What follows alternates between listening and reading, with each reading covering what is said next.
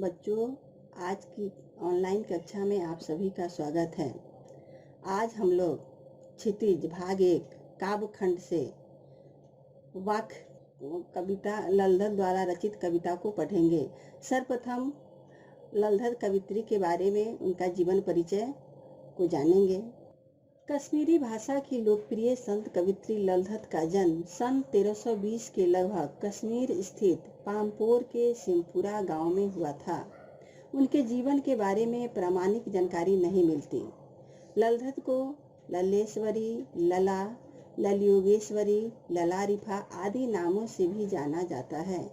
उनका देहांत सन 1391 के आसपास माना जाता है। ललधर की काव्य शैली को वाक कहा जाता है। जिस तरह हिंदी में कबीर के दोहे, मीरा के पद, तुलसी की चौपाई और रसखान के सवैये प्रसिद्ध है, उसी तरह ललधर के वाक प्रसिद्ध है। यह कश्मीरी भाषा है वाक।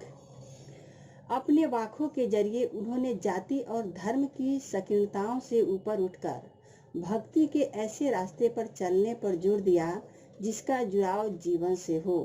यहाँ संकीर्णताओं का अर्थ है अनुदारता से। उन्होंने धार्मिक आडंबरों का विरोध किया। आडंबरों का अर्थ होता है दिखावा, दिखावटीपन का विरोध किया और प्रेम को सबसे बड़ा मूल्य बताया। लोक जीवन के तत्वों से प्रेरित ललधर की रचनाओं में तत्कालीन पंडिताओं, भाषा संस्कृत और दरबार के बोझ से दबी फारसी के स्थान पर जनता की सरल भाषा का प्रयोग हुआ है। यहाँ आम बोलचाल की भाषा का प्रयोग हुआ है। यही कारण है कि ललधर की रचनाएं सैकड़ों सालों से कश्मीरी जनता की स्मृति और वाणी में आज भी जीवित है। वे आधुनिक कश्मीरी भाषा का प्रमुख स्तंभ मानी जाती है। बच्चे, अब हम पढ़ेंगे वाक। काव्य की पहली पंक्ति इस प्रकार है।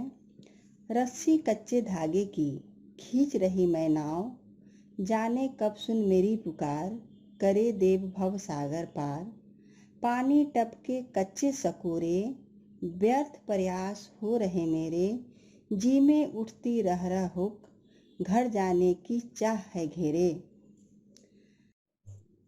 शब्दार्थ इस प्रकार है। रस्सी कच्चे धागे की का अर्थ है शरीर को कहा गया है। नाव आत्मा रूपी नाव है। भव सागर संसार। कच्चे सकोरे का अर्थ है माटी का एक कटोरा, कच्चा कटोरा होता है जो पका हुआ नहीं रहता है और कच्चे कटोरे में पानी डालेंगे तो वह टपकने लगता है। भावार्थ इस प्रकार है। प्रस्तुत पंक्तियों के माध्यम से कवित्री कह रही है कि मैं अपनी सांसों को कच्चे धागे की रस्सी से जीवन रूपी नाव को खींच रही हूँ, अर्थात शरीर रूपी आत्मा को खींच रही हूँ। न जाने कब ईश्वर मेरी पुकार को सुनेंगे और मुझे भव सागर से पार कराएंगे।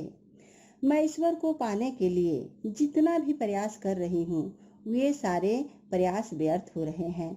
ठीक उसी प्रकार जिस प्रकार कच्चे मिट्टी के बर्तन में पानी डालने पर वह टपकने लगता है, टूट जाता है, उसी प्रकार मेरे सारे प्रयास व्यर्थ हो रहे हैं। न जाने कब ईश्वर मेरी पुकार सुनेंगे और मुझे भव सागर से पार कराएंगे। मेरे मन में बार बार एक ही हुक उठ रही है कि ईश्वर मुझे कब भव सागर से पार कराएंगे और मुझे मुक्ति मिलेगी। काव्य की दूसरी पंक्ति इस प्रकार है। खा खाकर कुछ पाएगा नहीं, न खाकर बनेगा अहंकारी, सम खा तभी होगा संभावी, खुलेगी साकल बंद द्वार की। शब्दार्थ इस प्रकार है। अहंकारी का अर्थ होता है घमंडी। सम का अर्थ होता है इंद्रियों को वश में करना। खुलेगी साकल बंद द्वार की का अर्थ है ज्ञान के नेत्र खुलना। भावार्थ इस प्रकार है। प्रस्तुत पंक्तियों के माध्यम से कवित्री का कहना है कि मनुष्य खा खाकर अर्थात सुख सुविधाओं का उपभोग करने में लगा रहता है और उसे कुछ नहीं मिल पाता। न खाकर अर्थात व्रत तप कर व्यक्ति को अपने ऊपर घमंड हो जाता है। ये दोनों ही स्थितियां सुख नहीं देती है। अगर व्यक्ति खाना हो तो सम खा, यानी अपनी आत्मा पर नियंत्रण रखना। जब वह अपनी इंद्रियों और मन को बस में कर लेगा तब वह संभावी बन जाएगा। फिर उसे सांसारिक सुख साधन अपनी ओर नहीं खींचेंगे।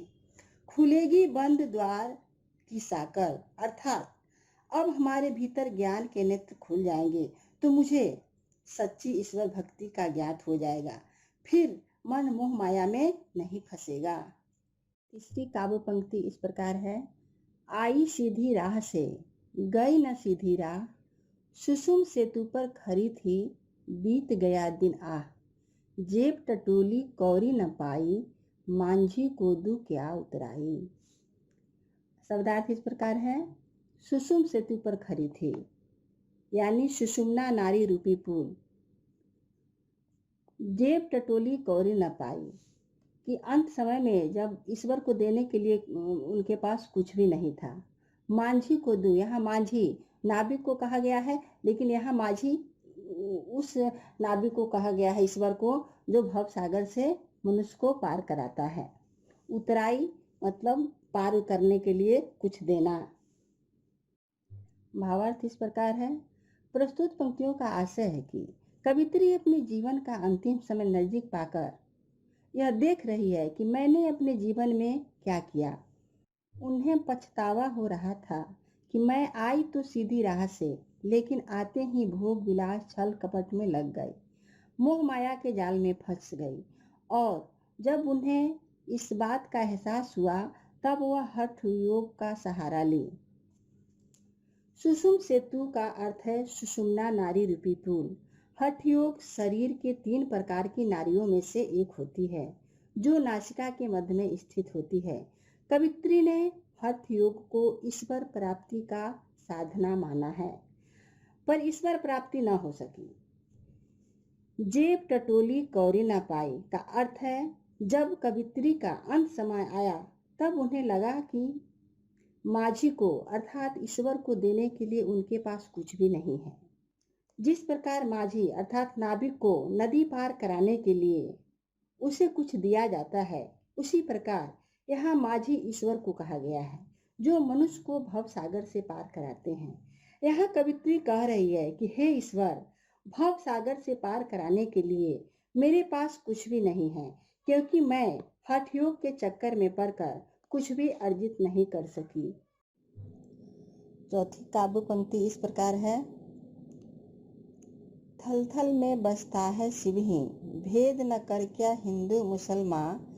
ज्ञानी है तो स्वयं को जान, वही है साहिब से पहचान। थल थल में बसता है शिव। थल थल का अर्थ होता है प्रत्येक स्थान पर ईश्वर का निवास। शिव ही, यहाँ इस पंक्ति में कवित्री ने अपने आराध्य अपने ईश्वर को शिव माना है। ज्ञानी है तो स्वयं को पहचान, वही है साहिब से पहचान। साहिब यहाँ ईश्वर को कहा गया है, इस बात का बच्चे ध्यान देंगे। प्रस्तुत पंक्तियों के माध्यम से कवित्री का मानना है कि ईश्वर सर्वव्यापक है, वह कण कण में वास करता है। ईश्वर प्रत्येक स्थान पर बसता है, इसलिए उन्हें कहीं ढूंढने की आवश्यकता नहीं है, वह प्रत्येक मनुष्य के हृदय में विराजमान है। हमें हिंदू मुसलमान में कोई भेदभाव नहीं करना चाहिए। ईश्वर को जानने के लिए मनुष्य को अपने अंतःकरण को पवित्र एवं शुद्ध करके सच्चा आत्मज्ञान प्राप्त करना होगा। आत्मज्ञानी व्यक्ति ही ईश्वर को जानने में सफल होता है। अज्ञानी व्यक्ति तो समाज के बने धर्म संप्रदाय में उलझकर रह जाता है। यदि मनुष्य को आत्मज्ञान हो जाए तो वह अपने ज्ञान रूपी नेत्रों से ईश्वर के दर्शन करने में सफल हो सकता है। अतः ईश्वर को जानने से पहले अपने आप को जानना होगा। सच्चा ज्ञानी वही होता है जो स्वयं को जान लेता है। जो व्यक्ति स्वयं को जान लेता है उसे ईश्वर की प्राप्ति हो जाती है, उसे ईश्वर की भक्ति मिल जाती है। इसलिए मनुष्य को सबसे पहले स्वयं को जानना होगा। बच्चों, आज की कक्षा यहीं समाप्त होती है। मुझे उम्मीद है कि आपको समझ में आ गया होगा। तो आप मेरे इस वीडियो को लाइक एवं सब्सक्राइब जरूर कीजिएगा। धन्यवाद। अगली कक्षा में फिर हम आपसे मिलेंगे।